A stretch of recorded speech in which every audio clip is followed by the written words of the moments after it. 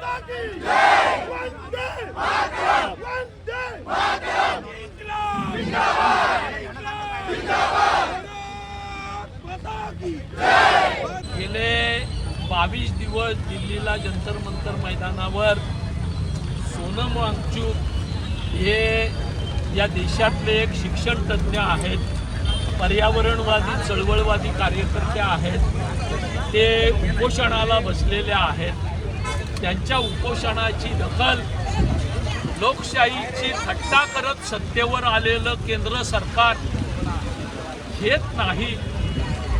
आणि ज्या पद्धतीनं आमच्या सहकार्यांनी सांगितलं की हुकुमशाही वृत्तीनं, तानाशाही वृत्तीनं सत्तेत लोकशाहीची चेष्टा करत लोकशाहीमधल्या ज्या काही कृत्या आहेत त्याचा वापर करत आले, पण वागणं मात्र हुकुमशहालाही लाजवणारं आहे, हिटलरलाही लाजवणारं आहे। अशा पद्धतीनं काम करतायत। या कुणाही मंडळींनी सोनम वांगचुक यांच्या उपोषणाची दखल घेतली नाही। त्यांची प्रकृती खालावल्यानंतर या देशातला युवक, या देशातला विद्यार्थी, या देशातला सामाजिक कार्यकर्ता त्या ठिकाणी रस्त्यावर आला, पण त्यांचा आवाज ऐकण्याऐवजी, त्यांच्या मागण्या ऐकण्याऐवजी त्यांना दाबण्याचं काम या ठिकाणी केंद्र सरकारनं केलं। खरं तर 14 सालापासून 152 वेळा या ठिकाणी पेपर फुटीचा पराक्रम या शासनानं केला। या नीटच्या पेपर फुटीनंतर 21 तरुणांनी, 21 विद्यार्थ्यांनी आत्महत्या केल्या, पण या कशाची दखल केंद्र सरकार घेत नाही। 56 इंचाची छाती आणि संवेदनशील मुख्यमंत्री, पंतप्रधान बनवणारे 21 विद्यार्थी आत्महत्या करत असताना त्याची दखल घेत नाही।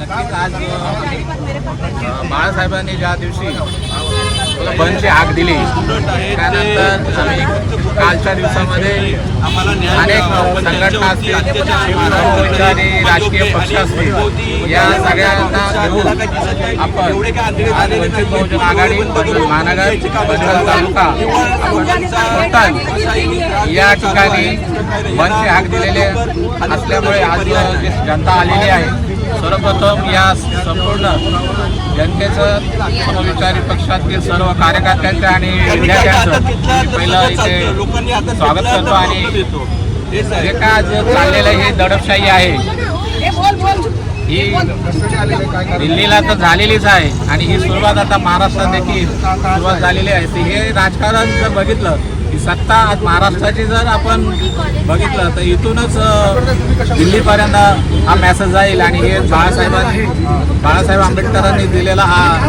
जो बंदचा आदेश हा इथे आम्ही पनवेलमध्ये आज कडक बंद पाळण्यात आलेला आहे। काल बऱ्याचशा लोकांना, बरेच समविचारी पक्ष, संघटना, राजकीय व्यापारी संघटना यांच्याशी संपर्क केलेला, परंतु काही आज प्रस्थापित पक्षाच्या संलग्न अशा काही संघटना आहेत, व्यापारी संघटना आहेत, युनियन आहेत, यांनी या बंदमध्ये आज सक्रिय सपोर्ट करायला हवा। कारण आज त्यांचे देखील विद्यार्थी आहेत, मुलं आहेत, आणि हा सगळ्यांसाठी आज वंचित बहुजन आघाडी यांनी जो घेतलेला निर्णय आहे, हे आंदोलन आहे, हे पूर्ण जनतेसाठी आहे, सामान्य माणसांसाठी आहे, आणि याच्यामध्ये सगळ्यांनी सहभागी व्हायला पाहिजे असं मला वाटतं।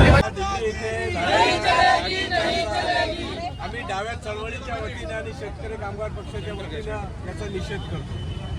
या देशामध्ये विद्यार्थी खरं म्हणजे लोकशाहीच्या मार्गाने त्यांची मागणी मागत होते। या देशामध्ये आजपर्यंत 2014 पासून 152 वेळा हा पेपर फुटीचा प्रकरण जबाबदारी सरकार घेत नाही। जबाबदारी विरोधी पक्षांनी घ्यायची का? जर विरोधी पक्ष याची जबाबदारी घेत असेल, मी एक विरोधी चळवळीतील कार्यकर्ता, रस्त्यावर लढणारा, शेतकऱ्यांसाठी, कष्टकऱ्यांसाठी, कामगारांसाठी कार्यकर्ता म्हणून ही जबाबदारी घेऊन या देशाचा प्रश्न सुटेल का? आज जे या देशामध्ये बेरोजगारी वाढलेली, या देशामध्ये अनारक्षता माजलेली आहे, या देशामध्ये शेतकरी आत्महत्या करतात, विद्यार्थ्यांचे प्रश्न सुटत नाही, म्हणून विद्यार्थी गेल्या 20-22 दिवसापासून रस्त्यावर आकांत तांडव करतात, याला जबाबदार कोण आहे? सरकार याची जबाबदारी घ्यायला मागत नाही. ते विद्यार्थ्यांचा साधा प्रश्न आहे की धर्मेंद्र प्रधान जे या देशाचे जबाबदार शिक्षा मंत्री आहेत त्यांनी याची जबाबदारी घ्यावी आणि त्यांनी त्यांच्या पदाचा राजीनामा द्यावा. या साध्या मागणीसाठी विद्यार्थी रस्त्यावर उतरले. ती साधी मागणी सुद्धा हे सरकार जर कबूल करत नसेल, मान्य करत नसेल, तर या देशाच्या लोकांनी करायचं काय? या देशाची लोकशाही सुरक्षित आहे का? रस्त्यावर लढणारी लोक आम्ही रस्त्यावर लढत आहोत. संसदेमध्ये विरोधी पक्षाची लोक लढत आहेत, पण ह्याची जबाबदारी घ्यायची कुणी? या देशामध्ये जे सरकार आहे त्यांची जबाबदारी आहे की त्यांनी या विद्यार्थ्यांचा प्रश्न सोडवला पाहिजे. या देशाचा भवितव्य विद्यार्थी आहे. या देशाचा भवितव्य शिक्षण घेणारे नीट परीक्षामध्ये येणारे डॉक्टर्स आहेत. जर ते सुरक्षित नसतील, त्यांचा भवितव्य सुरक्षित नसेल, तर या देशाचा भवितव्य सुरक्षित नाही आहे. आणि हा लढा शेवटपर्यंत केला पाहिजे. जोपर्यंत या देशाचा शिक्षण मंत्री राजीनामा देत नाही, विरोधी पक्ष स्वस्थ बसणार नाही आणि आमच्यासारखे रस्त्यावर लढणारे कार्यकर्ते सातत्यानं हे आंदोलन जिवंत ठेवतील, तेवत ठेवतील. पण की हे आंदोलन पर्टिक्युलर वंचित बहुजन आघाडीचं नाही आहे. हे आंदोलन समस्त भारतीयांचं आहे. या आंदोलनाच्या मागची पार्श्वभूमी समजून घेतली पाहिजे की फक्त बोलण्यासाठी नाही आहे की विद्यार्थी देशाची धरोहर आहे, युवा देशाची धरोहर आहे. फक्त हा मुद्दा बोलण्यासाठी आहे किंवा पुस्तकांमध्ये असं मला वाटतं. ज्या प्रकारचं देशामध्ये वातावरण आहे, या वातावरणानुसार ही गोष्ट लक्षात येतं की पुन्हा इंग्रजांचं राज्य आहे की काय, किंवा हा देश कदाचित हिटलरनी तर चालवायला घेतला नाही. देशाचा प्रधानमंत्री हा देशाचा प्रथम नागरिक असतो, अर्थात या देशाचा कणा असतो आणि देशाच्या प्रधानमंत्र्याची पूर्ण जबाबदारी या देशाला सांभाळण्याची असते. आज मला सांगा, ज्या प्रकारे जंतर मंतरवर जो प्रकार घडला, खरं म्हणजे ही फार लाजिरवाणी लांछनास्पद गोष्ट आहे. सरकारने हे पाऊल उचलायला नको होतं. छोट्या छोट्या चिमुरड्या विद्यार्थ्यांना अगदी पायाखाली तुडवलं गेलं, छोट्या छोट्या मुलींच्या छाताडावर लातीने तुडवलं गेलं. अशा प्रकारचं अमानुष कृत्य जंतर मंतरवर झालेलं आहे. मला यात सगळ्यात महत्वाची गोष्ट ही सांगायची आहे की बरीच लोक ह्या आंदोलनाला एक वेगळी दिशा देत आहेत. कोणत्या प्रकारची दिशा देत आहेत हे समजून घेतलं पाहिजे.